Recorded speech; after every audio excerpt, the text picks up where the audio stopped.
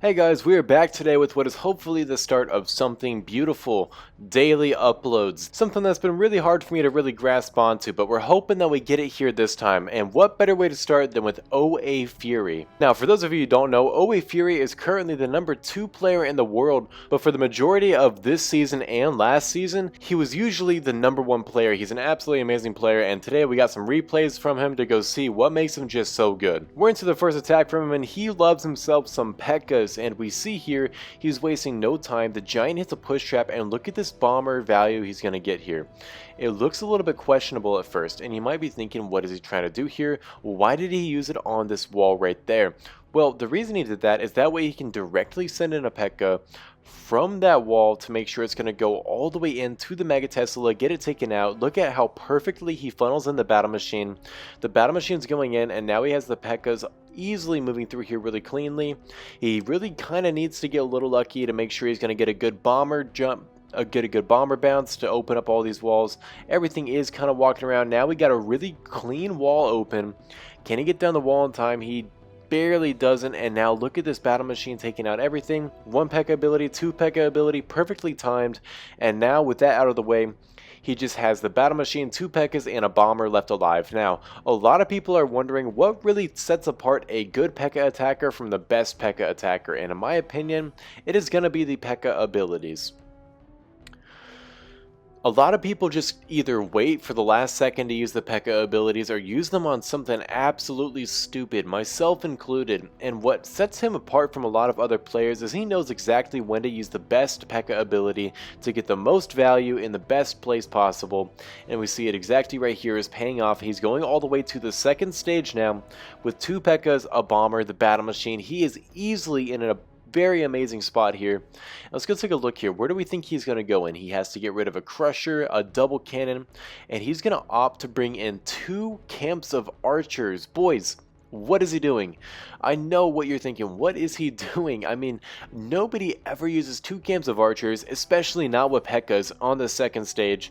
But let's go see what value he can get with these archers. Now, he could have brought in the cannon cart to go try and get everything down, but he has to remember these push traps or the Teslas are gonna be vicious. And not to mention, so he's going to instead bring in these archers. He's going to go take out this double cannon real fast. And now he has the battle machine starting from the corner. He's going to take out the cannon.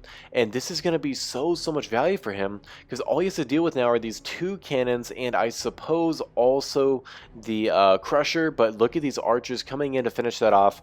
The archers took down so much. And not to mention, did they not just take down the biggest defenses? They took down all the corners as well.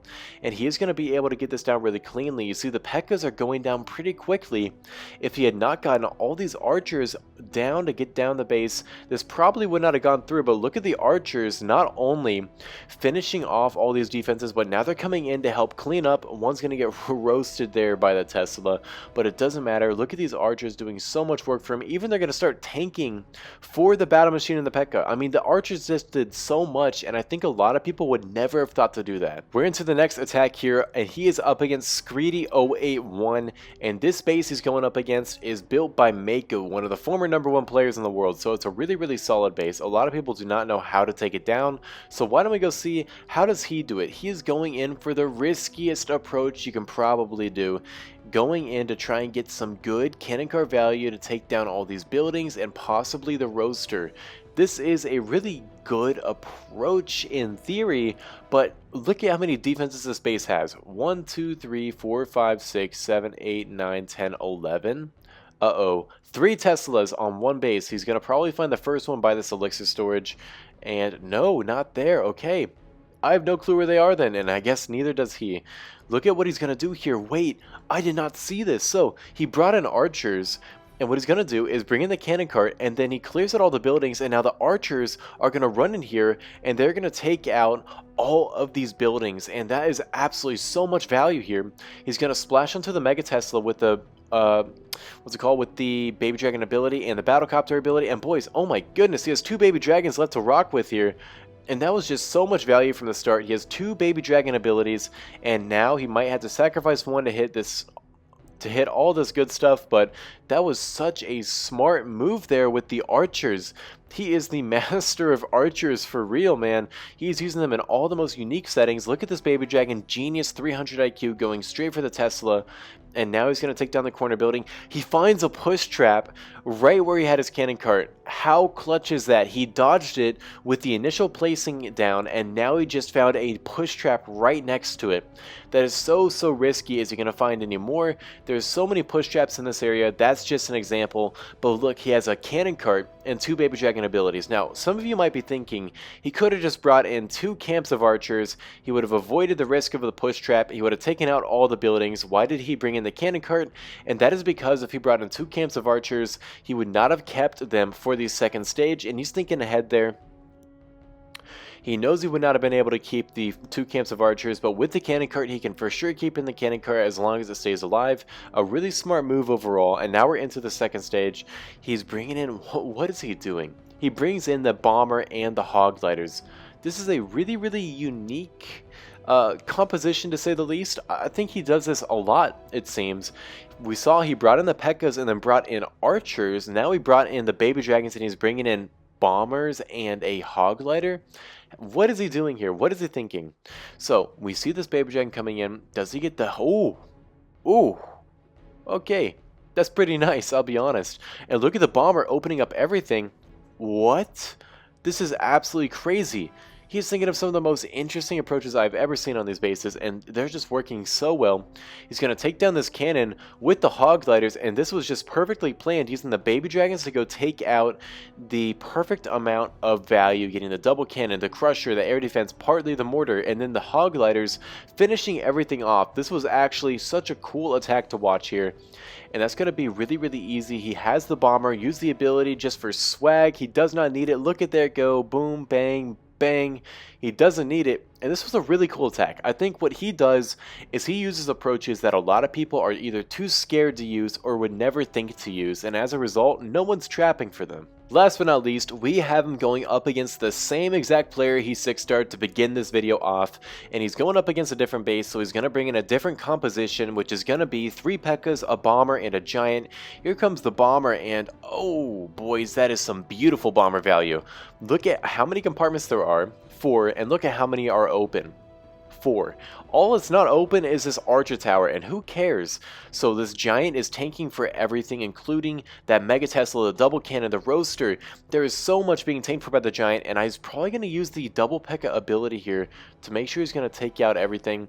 Let's see if he gets it here. He probably doesn't use it. Alright, this shows why he is the Pekka user and I am not. He uses it on the crusher instead, probably a better decision. And now here comes the hog gliders. He still has 1 left to use.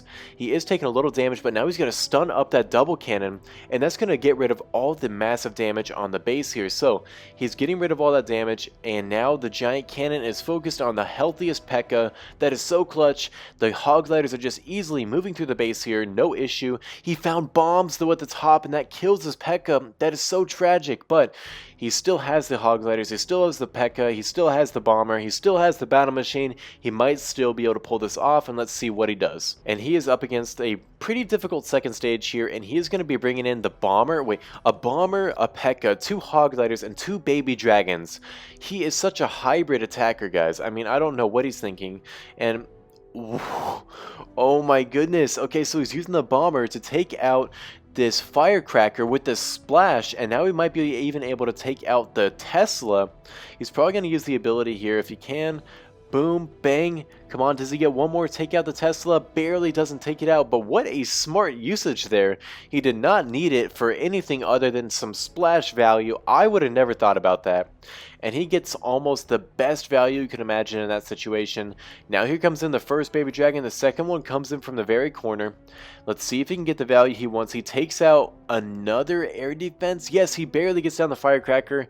And now, what more does he need to worry about? These baby dragons are going to take out the rest of the firecrackers, and this base is gone.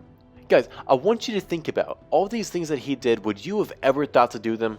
Would you have ever thought to take out both the firecrackers with hogs and a bomber? and then you have the baby dragons come in and sweep out the rest of the base.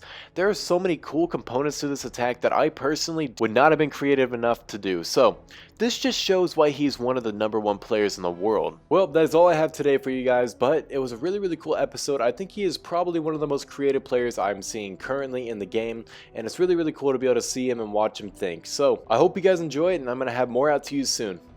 See ya.